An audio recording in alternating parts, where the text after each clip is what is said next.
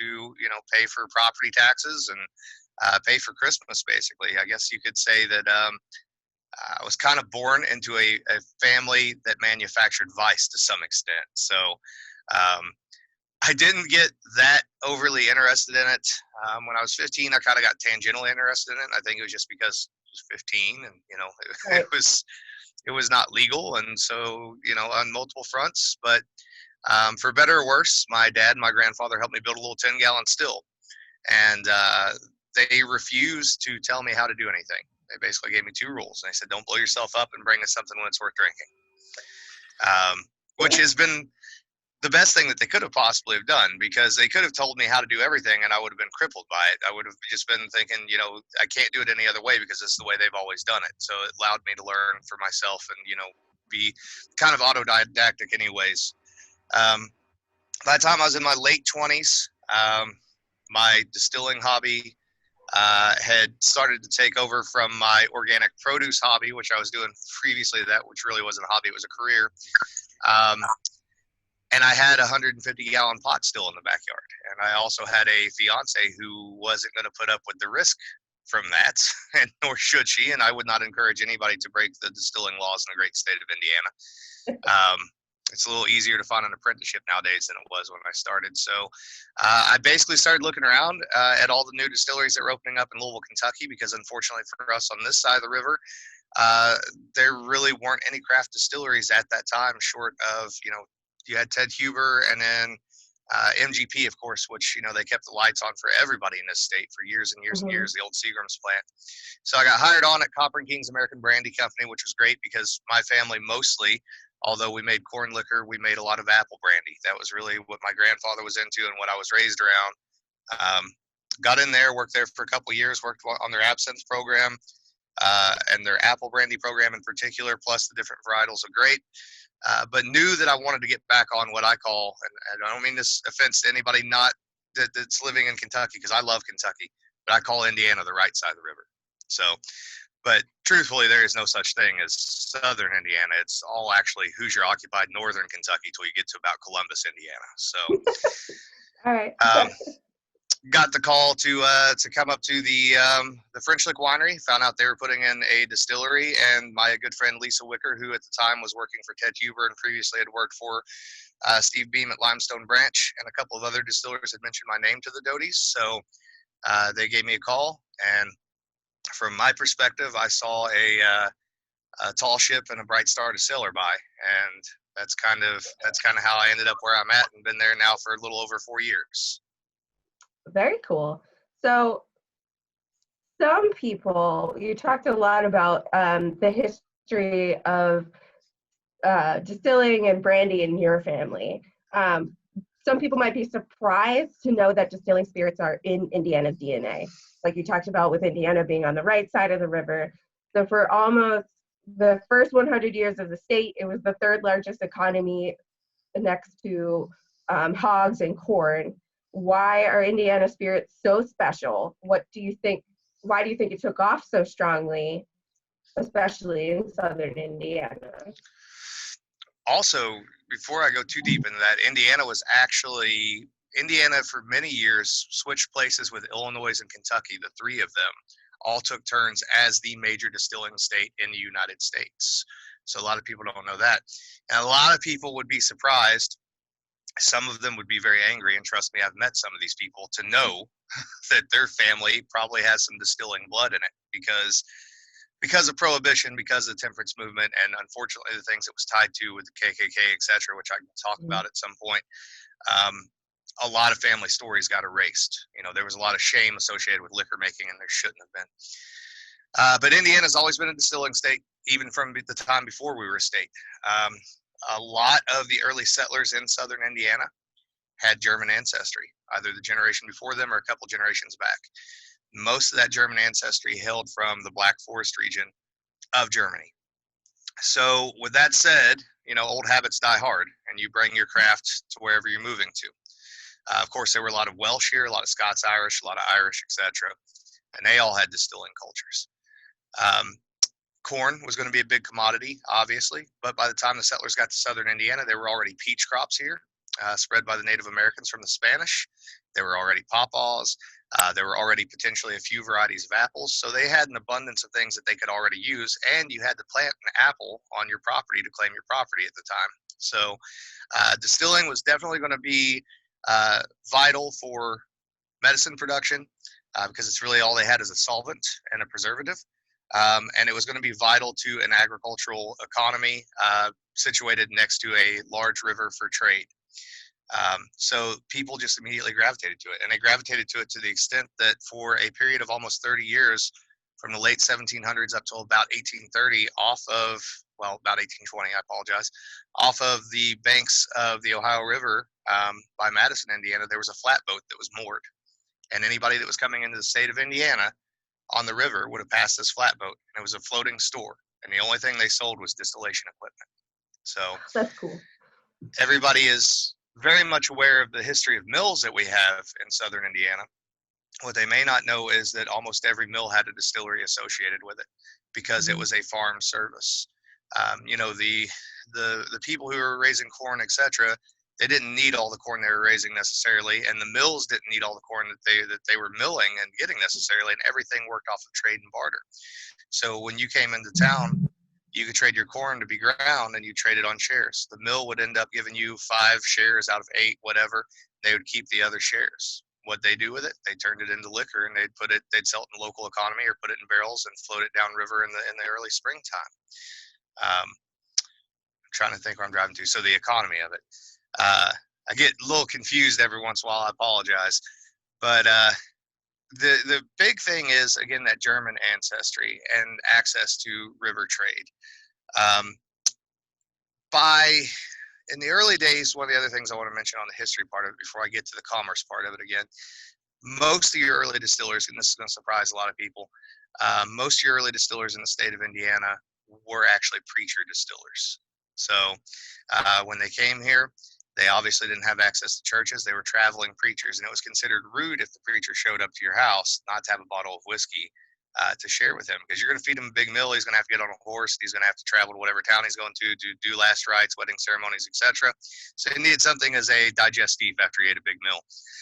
So it may sound incongruent for those two industries to exist side by side in southern Indiana.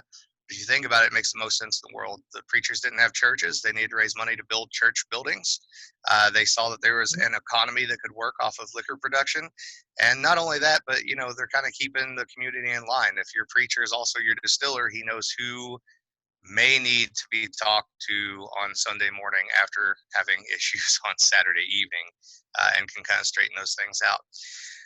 The Germans planted a lot of apples in a 6-county region in particular in southern Indiana, was later called the Black Forest of southern Indiana.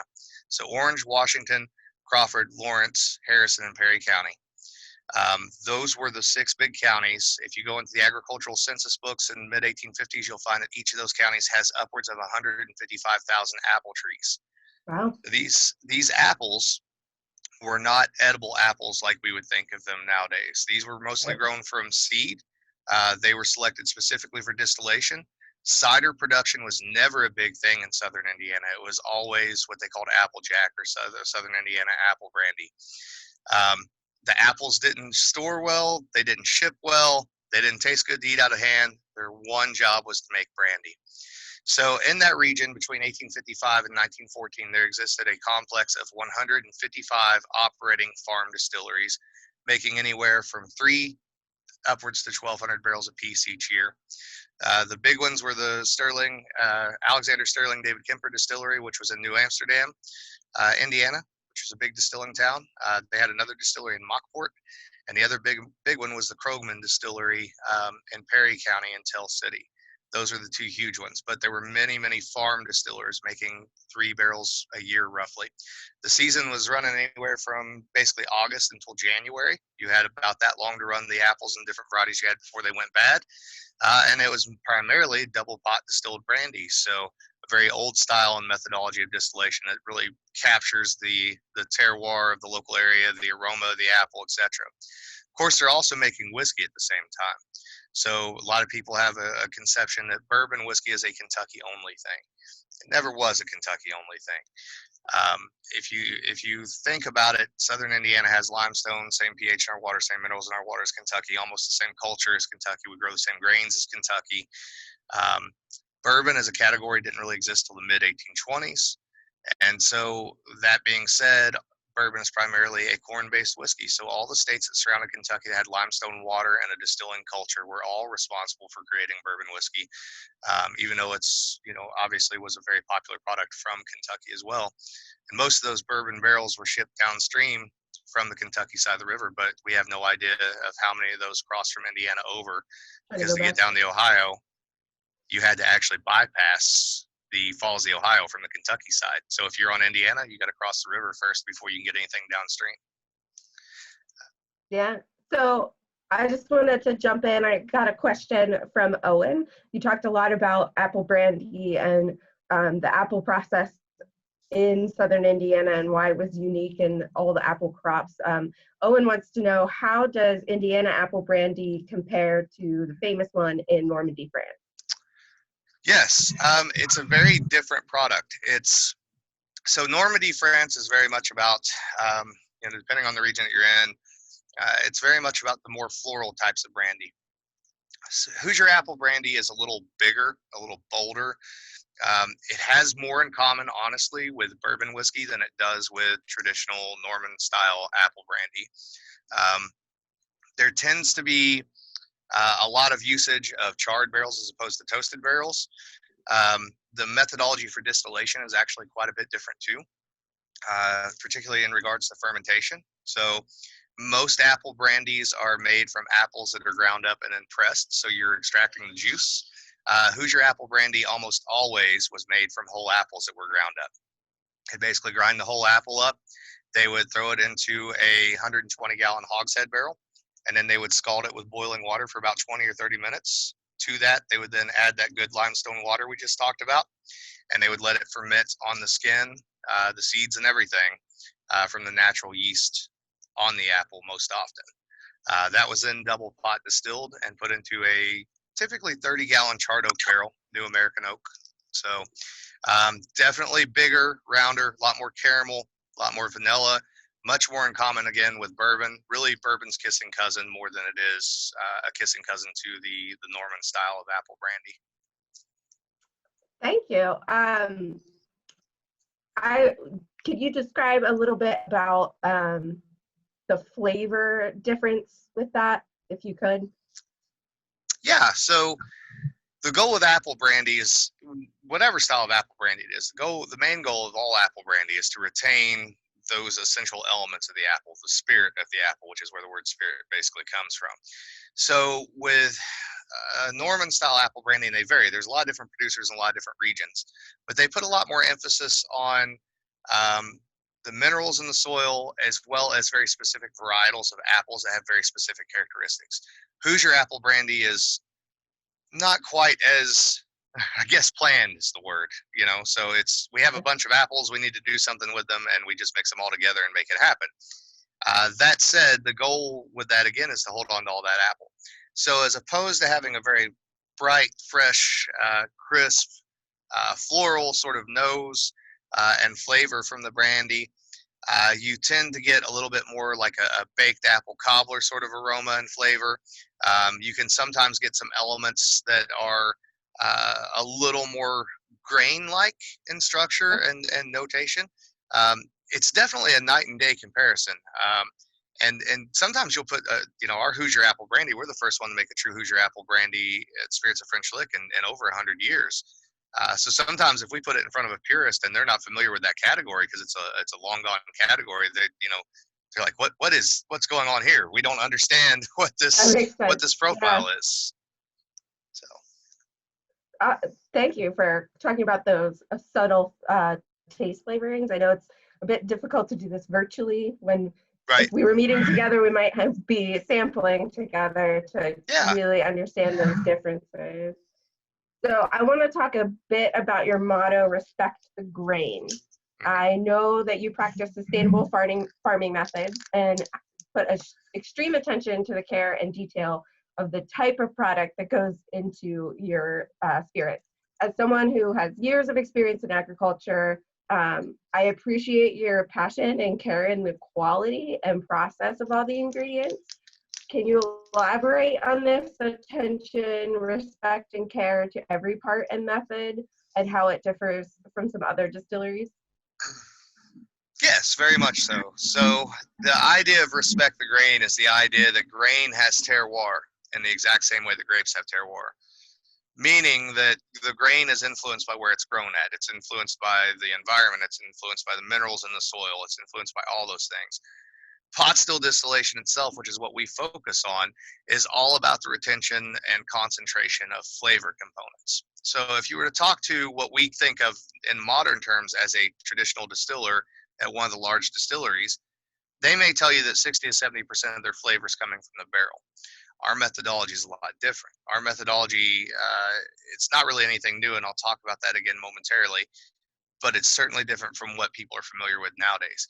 Our methodology is all about the blend and the balance. So it's all about holding on to all of those things that made the grain what it was when it was ripe in the field at the height of the growing season, and balancing that alongside fermentation, distillation, and then that would be 50% of the equation, and then the other 50% becomes the maturation in the barrel. So we don't want to overdrive everything with the barrel. If we're going to use very unique grains grown here specifically in southern Indiana, we want you to always be able to taste those grains. Even if a product is 10, 12, 15 years old, we still want you to be able to taste oat and rye and wheat and corn and individual varieties of corn and individual farms that corn was grown on, etc. None of these things are really new ideas. These are all very ingrained in Hoosier distilling history. If you had a time machine and you could go back and really see what the Hoosier distillers were doing on a face-to-face level, you would see that what they were doing is very similar to what we are doing. We have a little more modern equipment than they did, but we've not recreated the wheel or reinvented the wheel. We've just went back and looked at what got lost because of industrialization and tried to fill that gap and tried to bring a true representation of what a Hoosier distillery could and would have been back to the forefront. Can you explain a little bit about what the different methods of that would be? So what does it mean to create pre-prohibition products, as it says on your website, versus our modern methods that other distilleries are doing? Mm-hmm. So it starts automatically with the grain. We play with a lot of alternative grains. So what I mean by alternative grains is, while we use rye and we use wheat, we use corn, we use caramel, or we use barley malt. Those are all fairly common things. We also play around with oats. We play around with buckwheat. We play around with kasha, which may sound a little bit odd, but most of those grains were fairly commonly in use, especially amongst farm distillers. So with farm distillers, they probably weren't thinking, even up until the 1880s, 1890s in southern Indiana, they probably weren't thinking about whiskey as in such a romantic notion as what we do nowadays. So, and what I mean by that is they were using what they had on hand. So even if a distillery primarily at that time was making a, let's call it a wheated whiskey or a wheated bourbon, if they ran out of wheat and they had rye, they'd go to that. If they ran out of rye and they had oats, they'd go to that. It was whatever they had on hand that day. As well, you have to imagine that the wagons bringing grain in, you know, they didn't always get those cleaned out all the best in the world. So, you know, they might have a little rye that has 10% oats in it, you know. So those all contribute very specific flavors and profiles. The other thing that we do that makes us pretty unique, again, is double pot still distillation. We are the largest double pot still distillery in the state of Indiana. That is an old methodology. It is the second oldest methodology of distilling in the world. It's still used a lot nowadays, particularly in Scotland, where if you're going to make a single malt whiskey in Scotland, it has to be pot distilled. That's what I prefer. Right? As well, cognac is the same way. If you're going to make cognac, it has to come off of a pot still. That is a very old methodology. Pot stills pull a lot of flavor that the modern column stills can't necessarily pull in the same way. It requires very much so a trained distiller that can stand in front of that still and spend time with it and knows how to make what are called cuts from the different fractions of alcohol by smell, taste, etc., which is not necessarily the case with the big column stills nowadays. Some of the other things we play with, we use a lot of different alternative yeasts, and this is where the history part really comes alive. So we actually pull yeast strains from multiple old historic sites across southern Indiana. We have no What does real that way look to. like? Like how do you pull a yeast from a historic site? Right. So it's kind of interesting. Those 155 distilleries. Now, bearing in mind when I say 155 distilleries as well, um, those are the ones we know of that were legal. There were also a bunch of Yeah. illegal ones because the tax system once the Civil War was over with, some crazy things happened in Indiana based on whether you're making brandy or whiskey at the time. So what we basically do is we make what are called yeast traps. And these yeast traps are basically an unfermented mash, a mash being the grains that you mix together to ferment to make your whiskey out of, so you're making beer essentially. So we take that unfermented beer with no yeast in it, we put it in a mason jar, we cover the top of it with a piece of cheesecloth, we put a ring around it, we take it somewhere where we think there might be yeast prevalent in the environment, especially places where, uh, you know, old commercial distilleries. So of those 155 distilleries that existed, there's literally 3 buildings left standing in the state, in the southern part of the state. The McCoy Distillery, the Daisy Spring Mill Distillery, and then over in Tell City there is a machine room for the old Krogman Distillery. But we went to the McCoy Distillery and we set out yeast traps, 6 of them, in that old distillery. It's actually now a residential garage, but the wood and the beams and everything are all the same. That yeast actually moved into the wood. It goes dormant.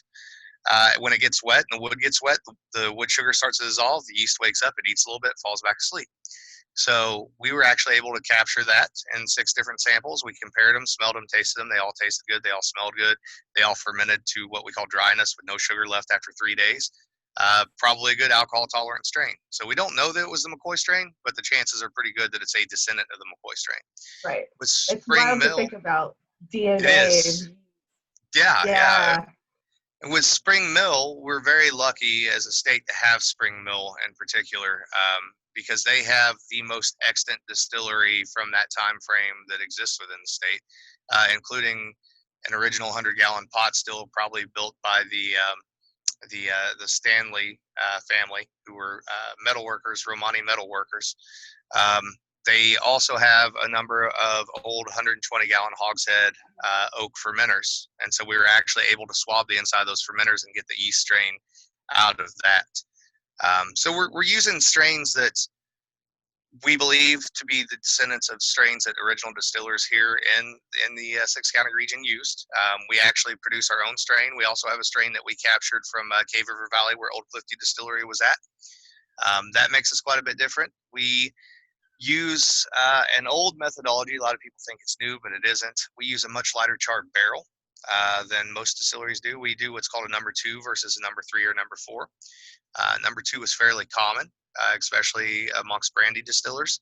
So it gives a lot more almost toasted coconut, toasted hazelnut sort of tones to the whiskey that we're making. And since our whiskey is a pot still whiskey, it's very fruity and floral anyways. So it seems to work out well to have those components involved.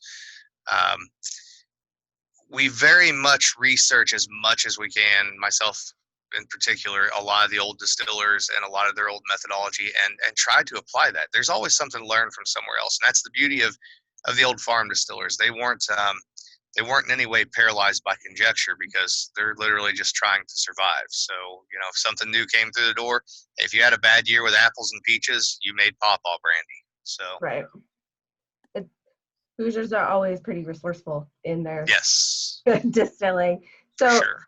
since it is 2020 and we're marking a season of 100 years post-Prohibition, I wanted to shift gears a little bit and set the scene for everyone of what was French Lick and West Baden like leading into Prohibition. Why did people go there, and whose brainchild was it? All right, so I'm going to give you a little bit of the long version of this and kick it back to the first question you asked as well. So by 1855, this distilling complex is growing in southern Indiana, the 6-county region. And between 1855 and 1914, 155 operational distilleries. The 2 tax districts in the 6 counties are the largest producer of apple brandy. I forgot you were going to do. Sorry, are the largest producer of apple brandy in the entire world. which is pretty impressive in my opinion. We were making more than Normandy was at the time. Nice. By 1862, this goes into the tax thing, and this all leads up to what happens at French Lick. In 1862, we start introducing a new excise tax. And we have this happen a few times. So it happens again, and they get a little more serious about it in 1868, but 1862 is the big year. We got to pay for the Civil War. We decide in all of our national glory that we are going to try to push for large industrial distilleries, just like we did with the original whiskey tax. There were 2 whiskey taxes previously to pay for the Revolutionary War and in the War of 1812, but neither of those affected the state of Indiana because we were not yet a state at that time. So you literally have a culture of distilling Germans, for the most part, who have distilled for 60 years almost uninhibited, without having to pay any kind of taxes, and they feel that it's birthright. So those illicit distilleries I mentioned earlier in 1862, what happened was the government came in and tried to make everybody pay taxes, but they did it based on your actual ability to produce. So the large distilleries, what they're going to get at that time is they're going to get an actual excise agent that stays on site and keeps track of everything that you make. The small distilleries, the farm distilleries, 30, 40 gallon stills, whatever, the federal government can't afford to send a tax guy there. So what they're going to do instead is they are going to basically tax you based not on what you can make, or not on what you do make, but on what you could make. So you have a 40 gallon still, you could run it twice a day, you could run it 7 days a week, you could run it 365 days a year. Here's what you'd produce, that's what you owe us taxes on. So immediately these guys were like, yeah, okay. Yeah, so they go underground. Right. Yeah. Right, and some of them played their cards very well. The Wolfs, in particular, in Orange County, were one of the families that did this. They had been distilling there since 1818, and they had a distillery in what was called Stillhouse Hollow, which is still a fairly hard to reach spot. In 1862, they claimed that distillery burned down. They built a new distillery down by the new turnpike. The old distillery never burned down. It was only about a half a mile away from the new distillery. They ran the new one as a legal one, and they ran the old one as an illicit one. And a lot of the legal distilleries very purposely also put their distilleries off the beaten path because the tax man was coming out of New Albany. So he wasn't going to have time to get to all these little places. The long and short is that a few things killed distilling in southern Indiana, and this leads into the French Lick thing. One of the things is fire blight moved into southern Indiana about 1914. It starts killing off apple trees. It's a fungal disease. There's not a whole lot you can do about it. Some of the apple trees were resistant. The other thing is obviously Prohibition is coming. At the time that Prohibition is coming, there's going to be a lot of asinine laws that come with that. And one of those laws basically states that, or one of the precedents was that, if you get caught distilling illicitly during Prohibition and you have an orchard, not only do they come in, find you, take your still, put you out of business, but they actually cut your orchard down and burn it as well, which is pretty harsh. You're really harsh. Yeah. Yeah. You're dealing with farm distillers. These guys have only ever farmed and distilled their whole life. So if one of their means of making money goes away, the distilling side, they still have to farm. So they cut their own trees down and they plant corn, commodity crops, etc. But you have this whole other thing that's happening with the temperance movement. The temperance movement's very closely associated at the time with the Knights of the Golden Circle, what would become the KKK. Those guys were very temperance-minded, and a few of them were tried for treason in 1862. Unfortunately for us, they actually managed to make it back into the State House, and by 1877, they're introducing different temperance laws, such as if somebody's drinking, they go out and they kill somebody. The person who killed the other guy he gets in trouble, but he doesn't really go to jail. The person who sold him the liquor doesn't go to jail. The person who made the liquor goes to jail, and they would use it as an excuse to come in and shut down your distilleries, etc. So automatically there's some adversity, and spirits of French Lick, French Lick in general, the Springs Valley, etc., plays into this. By the time that Prohibition is coming up, and by the time that the valley's already become a mecca of sorts. So there's been gaming, gambling, casinos, etc. going on since about the 1880s. Lee Sinclair really was the one who pushed that. We've named a product after him. He was originally from Salem, Indiana. ran the New Albany and Salem State Bank, several mills, etc. Moved to French Lick, bought the West Baden. They called it Baden Springs at the time. And then that burned down about a year later, and he had the dome built there in its place, built a gaming room, which invited a lot of other people into town to start their own casinos. All those casinos, by the way, were illegal. None of them until the current one that exists now was ever legal. This actually led to the Indiana State Police being formed. If you weren't aware of that, they were actually put together to kind of help bring Springs Valley to bow. When you get into the Prohibition, when you get into the Prohibition era of the Valley, you're really dealing with a man named Charles Edward Ballard. And Ballard, at one point in time, owned all of those casinos in town, all 9 of them, and all of the hotels. Ballard also owned most of the circuses in the United States. He owned what was called Willstem Ranch, etc. At the time, it was Castle Knoll Farm. And Ballard was a pretty brave guy. So Ballard had clubs in Michigan. He had clubs in Florida. He shipped a lot of liquor all over the place. He basically had the police in his pocket. He actually set up a 400-gallon pot still right next to the railroad tracks, not in a building or anything. The train would pull right up to it. They'd load it up with liquor, send it into town, send it to all of his clubs throughout, etc. And Ballard was pretty good friends with a lot of the Chicago gangsters. And so French Lick being, kind of equidistant between Indianapolis, St. Louis, Louisville, Kentucky, even Cincinnati and Chicago, not that far away, French Lick became sort of neutral territory. So it was going to be a place for the gangsters to come and work out business deals with the Kentucky distillers and also some of the Indiana distillers. Unfortunately, they also tried to strong arm a lot of the Indiana distillers, especially a lot of the small moonshiners.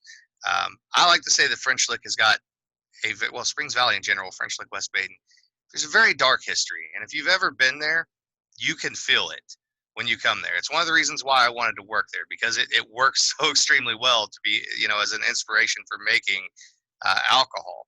And there's so many stories to be told, deep Hoosier stories, not even just distilling stories, but, Mr. Sinclair, etc. So many things that you can teach people and tell people, even just with a simple bottle of liquor and a label with some wording on the side of it. It's a little exhibit to drop you into a really great story. So Right. You talked a lot about how French Lick sounds like a really rowdy place in the day. Definitely was. Even though it was a neutral zone, there was a flush with gangsters and gamblers. Before we shoot to questions, can you just give me a minute about where Al Capone fits into all this? Yes, I can. So Capone did hang out around town. He didn't hang out in town a whole lot necessarily. And this is one of the cool things about Charles Edward Ballard as well. I don't know what kind of person that Ballard was personally, but the fact that none of those Chicago gangsters ever owned anything in town should say something. Yeah. He kept that fairly well under control. He also at one point in time intervened. Well, he didn't intervene. He basically, I'll put it this way. Somebody blew up the front of one of his hotels for messing with their small liquor business. And he basically said, all right, hands off, don't mess with this guy anymore, because he's just trying to feed his family, and clearly he's crazy enough that he'll blow up the front of our hotel. So, he had a little bit of common sense and a heart there anyways when it came to that. So, but Capone was definitely using it as kind of a hideout and a place to move things and make connections. I don't know how often he was there. Obviously, I don't know if anybody really does. There's a lot of, it's all, oral legend. But certainly the Chicago gangsters were very, very well aware of French Lick. And French Lick, people don't realize it, but, at that time period, in the 1920s and before, if you were any kind of celebrity, French Lick you wanted to be seen there. You wanted somebody to write about you in a newspaper. You went to French Lick. All right. Thank you so much for that. I want to, and Al Capone's great tie-in. Anytime we can talk about gangsters in Indiana and liquor, I'm all for. So I want to make sure that we have time for our guests to ask you any questions. So take it away. I'm going to go to another question that I have while we wait for some people to drop some stuff in the chat box. So have you named your distilling equipment? Who are they named after? Yes, you'll like this. This is an old Scots Irish tradition. So, Excellent. being very passionate about distillation, there's a lot of little odd things. If you ever come on tour, you'll see a lot of little superstitions I work into things. One of which is the naming of the stills. So the Scots had a rule basically, which at one point in time it was believed that you had to name your still because it was bad luck to run a still that didn't have a name. It was it's very similar to selling a ship that doesn't have a name. So you have to name them based on their characteristics, which means you have to run them at least once or twice just to see what their characteristics are, and then name them appropriately. So I tend to always name mine after women, because they're pot stills. They're kind of motherly. They also, have curves. So it kind of works out pretty well. They tend to be named after either biblical characters or goddesses of antiquity. So our big still, our stripping still, is 1,200 gallons. We call her Lilith, so the first wife of Adam. So named because of all the stills I've ever run. She's given me more problems than any other still I've ever run. So that name worked out well. We have a little 1 gallon we use for prototyping our botanicals. Her name's Diana, named after the Greek goddess of beauty. We have a 350 gallon doubling still with a number of options on her. Her name is Sophia. She's kind of like the Swiss Army knife of distillation. We can replicate pretty much anything in the world on that system. So she's named after the Gnostic goddess of knowledge. And then we have a 650 gallon pot still that runs all of our bourbon whiskey and our rye whiskey. Her name is Inanna, and she's named after the Babylonian goddess of wheat and fertility. So I have a question from Katie. Have you done any research on historic cocktails of pre-Prohibition era, or if people just mostly drank straight? I have not done a lot of research on that, but there are some great books written by a guy named Jerry Thomas, who was kind of the first real, superstar of the cocktail thing. My good buddy Brian Cushing over at Locust Grove has done a lot of work, and they do a video series about a lot of those old cocktails. Molly Wellman is a great source of information. If you're not familiar with her, she knows a lot of that stuff. Here in southern Indiana, the big thing that you often come across in the old newspaper articles, in particular with Hoosier Applejack, what they called Hoosier apple brandy, is that a lot of times it was served with honey and over ice, if they could get a hold of ice. Yeah, ice is a tricky one. Right. For sure. Yeah. So we have a question from Rebecca. If we want to find out if our Hoosier family ancestors had run stills, what is the best way to find that out? Oh man, it's hard to that's a hard one to answer, because there was over a 60-year period where there are no records whatsoever, unless somebody wrote it down in a local county history. Start with your county history books wherever your family's from, whatever county you're in. A lot of them are online now. You can look them up on Google Books and search for the family name, see if it pops up. I still find characters that I've researched in history regarding other subjects that I had no idea were involved in distilling, and I'll randomly come across some strange, odd document. Checking, obviously, the Indiana Historical Society, checking also any of the newspaper archives, those sorts of things. Those are good resources.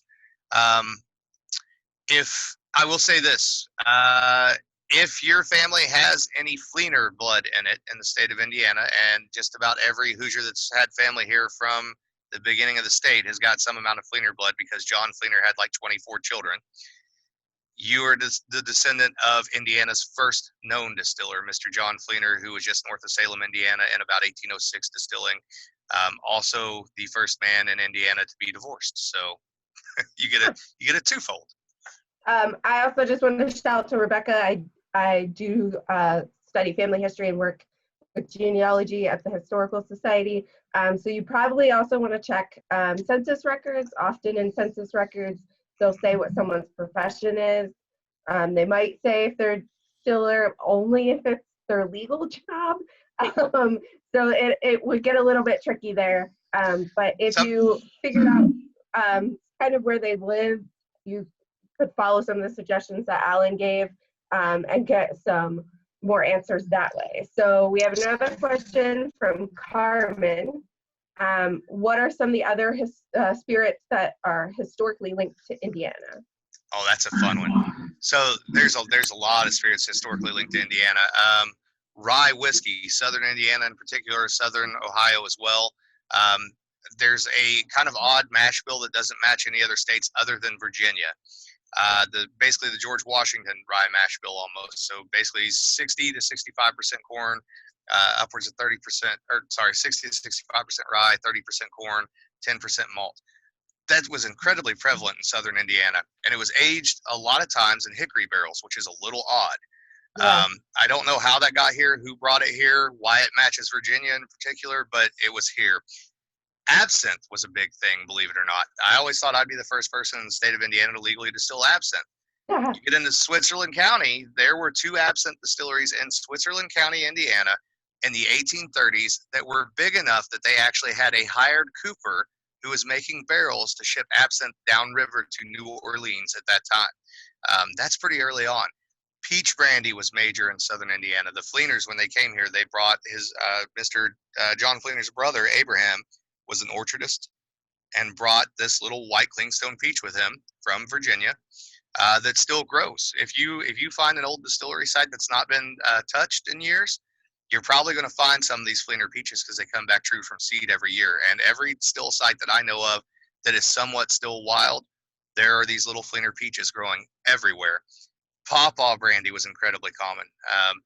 It wasn't the best brandy in the world, and it wasn't incredibly popular, but it would do the job if you didn't have anything else.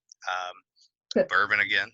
So We have a shout out in the chat I see from Katie Burge saying that she's a proud great granddaughter of an underground peach distilling organization.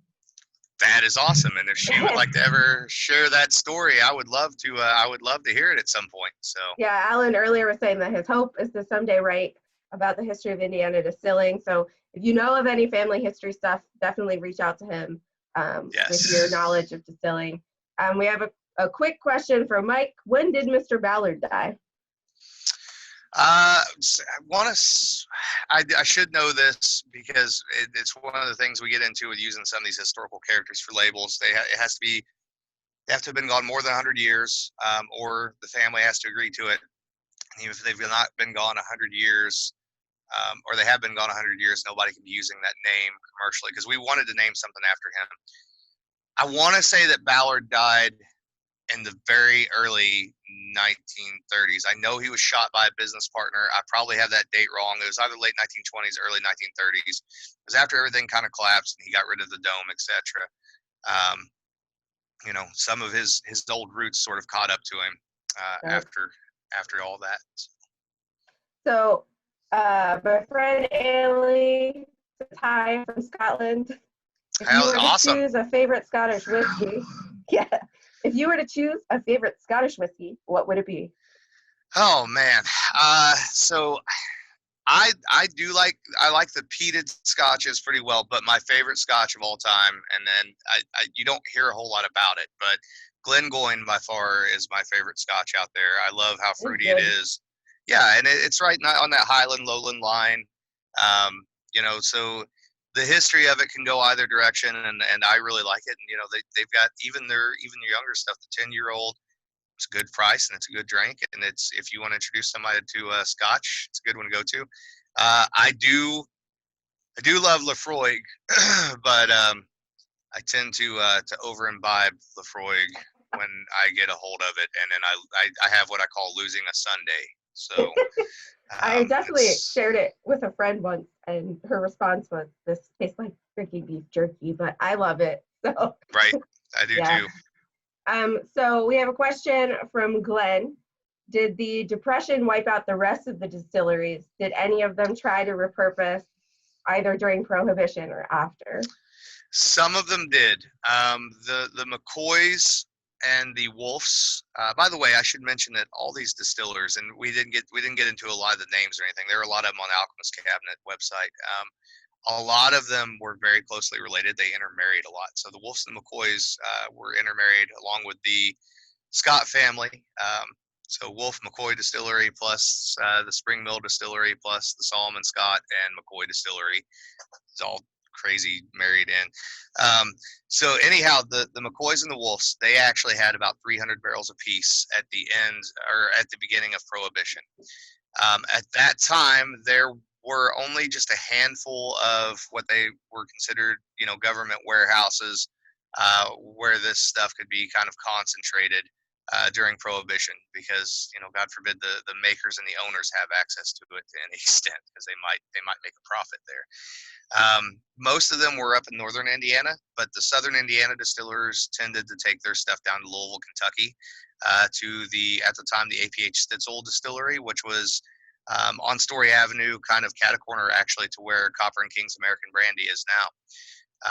At the end of Prohibition, I know the Wolves for sure, because I talked to the last descendant, had intended to restart operations, and they went to pick their barrels up. Well, when they did, all 300 of their barrels were empty.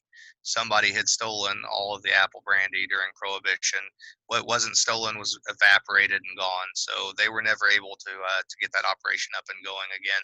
I don't know of any. The only ones I know of that kicked back in were the big ones: the Alexander and Sterling Distillery in New Amsterdam and the Krogman Distillery. They both operated up into the 1960s and then went under. So we have a question from Jen. What are the best apples for making apple brandy? So in my opinion, if you can find it, the Turley wine sap, bred by a gentleman that was closely related to Jonathan Turley of Spring Mill, is one of the best apple brandy apples out there. Short of that, nowadays, a lot of the Indiana apple varieties are kind of off the map. There's a few things still around here and there. In modern standards, though, let's call, because everybody's familiar with these apples, let's say you're using just culinary apples, like what you can get from the grocery store. It tends to not be the ones you would think that work well. So Granny Smith doesn't work that great. Red Delicious is worthless. The real winner out of all those culinary apples is honestly Golden Delicious. It works out extremely well as a distilling apple. And even things like Honeycrisp, you'd think Honeycrisp would be good. It's just a giant ball of water. It has no use whatsoever. So cool. So before we take it back to Bethany, I wanted to answer someone's question and also make sure that people know where they can find out more information on your products. But Rebecca wants to know, what is the best way to get a tour of the Spirits of French Lick when things start to open up again and we're not so concerned about social distancing and whenever that is? Definitely. I greatly miss doing tours. I love doing tours, and when you come on those tours, you get a lot of history and a lot of science, because I tend to go deep into that stuff. The best way is we typically do tours on Saturdays, so call ahead and get scheduled. About 90% of the time, the tour is going to be with me, and if you specifically want to tour with me, you can always reach out to me, and I'll make sure that happens one way or the other. But get on the list for Saturdays, usually between, I think it's been so long since we've done them, I can't remember. I think it's between 10 and 2 or 10 and 4. It depends on how long I'm there. Right. But yeah, and plan to come and plan to listen to me ramble for at least an hour, maybe an hour and a half, because I'll go deep into that stuff with all of you guys. And I look forward to having everybody back at the distillery and being able to show them around again and tell them about what we're doing, because that whole social interaction is a big part of what us distillers do. So, right. Yeah. So if these good people want to try some of your products today or someday in the future when we can go on tours again, where can they find more information? All right. So real quick, you can get all of our products in the state of Indiana through Johnson Brothers Distribution. Every liquor store in the state of Indiana can get it. You just have to ask for it. We're also available in St. Louis via Show Me Spirits, if anybody's in that area. Illinois is also Show Me. Kentucky, we're through Heritage Wine and Spirits. And then we have e-commerce, which unfortunately can't ship to Indiana, but stillbox.com. You can find out more about us at spiritsofFrenchlick.com. You can read a lot more about Indiana's distilling history at thealchemistcabinet.wordpress.com. If you search around on YouTube, you'll probably, if you look up my name and maybe look up Spring Mill Distillery or Hell's Half Acre, which is a reenactment group that we do. You can probably find a lot of YouTube videos, etc. We did a little what I call documentary about Spring Mill State Park and the distillery there. One about Cave River Valley as well. I think I hit all of them. I think. All right. So thanks so much, Alan, for joining us. I'm going to shoot it back to Bethany, and many thanks to Spirits of French Lick for joining us today. Yeah, thank you so much, Alan. This has been an absolute delight, and I know I can't wait to go on a tour of Spirits of French Lick the moment it is safe and happy for us to do so. I'm very excited for that. Thank you all so much for joining us tonight. If you enjoyed this program, I do hope to see you coming back for more. Next Thursday, we're going to continue our History Happy Hour series with the Madam C.J. Walker collection with biographer, historian, and scholar Alelia Bundles. And then after that, we're going to be looking at some fashion history. We're going to look at the historic underwear of yore with fashion historian Karen DePaul. If you are interested in family history and interested in looking at research in general and you don't know where to begin, I hope you'll join us on Saturday morning where Lauren will be talking to us about Indiana online resources and how you can get started on all of your research. You can find out about all of our opportunities and keep up to date with them at indianahistory.org. If you missed your chance to support IHS programs financially and you would like to make a gift or make a further gift, I'm going to drop this donate option into our chat, and you'll also see that in your email tomorrow. Your donation will go to support IHS programs and other collecting initiatives. You're going to get that email from us tomorrow morning, and in that email, there's going to be a very short 1-minute survey or less. I really hope that you take that 1 minute and fill it out. Your feedback is vital to help us know how to improve all of our digital programming for the future. This conversation is recorded and it's going to be up on our YouTube channel shortly in the coming weeks. Finally, thank you again for being here with us tonight. Stay safe and healthy, and I hope to see you all at an upcoming event. Thank you. Thank you.